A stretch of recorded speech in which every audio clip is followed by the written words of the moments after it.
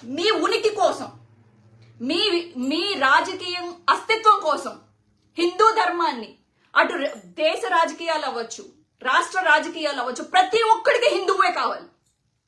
మీరు జీవితాల్లో పాటించి చస్తారంటే తోలు చెప్పులేసుకుని దీక్షలు చేస్తారు. తోలు చెప్పులేసుకుని, అది ఆవు చర్మమో లేకపోతే గేదె చర్మమో కూడా తెలియదు, ఆ చర్మంతో కుట్టిన చెప్పులు వేసుకుని మీరు దీక్షలు చేస్తారు. రేపు అయ్యప్ప దీక్షలు చేస్తారు. ఇంకొక కొన్ని రోజుల్లో భవానీ దీక్ష మొదలవుతుంది. చెప్పులేసుకోమంటారా?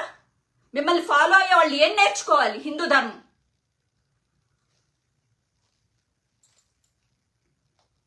ఒకటి కుదిరితే అటు జగన్మోహన్ రెడ్డో లేకపోతే ఇటు నేను లేకపోతే ఇంకొకళ్ళు ఎవరైనా సపోర్ట్ చేస్తే వాళ్ళ క్యారెక్టర్ అసాసినేట్ చేయండి. అంతే. మనకు వచ్చిన పదాలు ఏంది? మన సనాతన ధర్మం నేర్పించింది కదా. వేరే ఆడోళ్ళ మీద అసభ్యంగా మీడియాల్లో రంకు పురాణాలు అంటగట్టండి. ముఖ్యమంత్రి పెళ్ళం అయితే ఏంటి రంకు అంటగట్టండి. ఆఫ్టర్ ఆల్ ఒక శ్రీరెడ్డి అయితే ఏంటి రంకు అంటగట్టండి. ఊళ్ళో వాళ్ళందరికీ రంకులు అంటగట్టండి. అంటగట్టి దాని మీద మనం ఆ శవాల మీద పేలాలు ఏరుకుందాం. అలాంటి రాజకీయంగా వచ్చిన డబ్బులు ఏరుకోవాలి మనం. వాట్ ఈస్ దిస్ రాజకీయం అండి? ఈరోజు సనాతన ధర్మాన్ని అడ్డం పెట్టుకురా అన్నీ అయిపోయినాయి. ఇంకా చివరాఖరికి లడ్డు ఒకటి మిగిలిందా? తిరుపతి లడ్డు. ఎంత ప్రతిష్ట దిగజారుస్తున్నారు మీరు. ఆంధ్రదేశానికి ఉన్న ఒక అదృష్టం అది తిరుపతి తిరుమల. ఈరోజు మీ రాజకీయం కోసం, మీ అస్తిత్వం కోసం, లేకపోతే జగనన్నని ఆయన దిగజార్చడం కోసం, మీ రాజకీయాల కోసం, మీ పెంట రాజకీయాల కోసం మీరు పట్టుకొని చేస్తారు. దేవుణ్ణి లాగుతారు మధ్యలో. ఎందుకంటే హిందువుల మనోభావాలు ప్రతి ఒక్కళ్ళకి తిరుపతి మీద అంతో ఇంతో సెంటిమెంట్ ఉంటది కాబట్టి ఆ సెంటిమెంట్ ని అడ్డం పెట్టుకుని ఒకళ్ళ మీద పెంటని విసరాలి. లడ్డూ దొరికింది, అది విసరడానికి.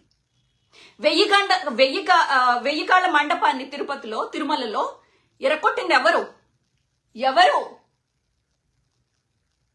కొన్ని గుళ్ళని నాశనం చేసింది ఎవరు? అసలు నిజంగా నేను జగన్మోహన్ రెడ్డిని వెనకేసుకుని రావాలని నేను అనుకోవట్లేదు. ఎందుకంటే ఆయన కోసం పనిచేసే వాళ్ళని ఆయన గుర్తించాడు.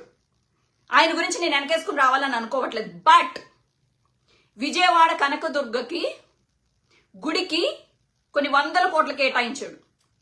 అలాగే కొత్త గుళ్ళకి, ఎన్నో కొత్త గుళ్ళకి, వేల కొత్త గుళ్ళకి ఫండ్ ఇచ్చాడు. అలాగే తిరుమలలో పనిచేసే బ్రాహ్మణులకి వాళ్ళకి జీతం సరిపోకపోతే వాళ్ళకి జీతాన్ని పెంచాడు.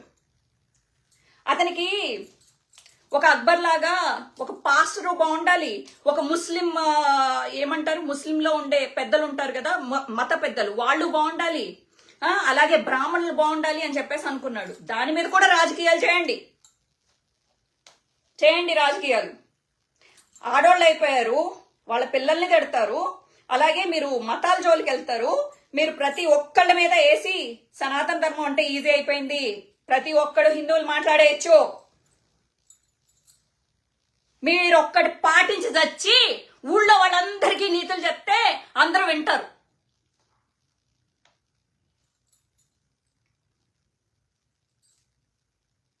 మాట్లాడరనుకుంటున్నారా? నేను ఈరోజు జగన్మోహన్ రెడ్డి గురించి మాట్లాడడానికి రాలేదు. ఈ రోజు సనాతన ధర్మం గురించి మాట్లాడడానికి వచ్చాను.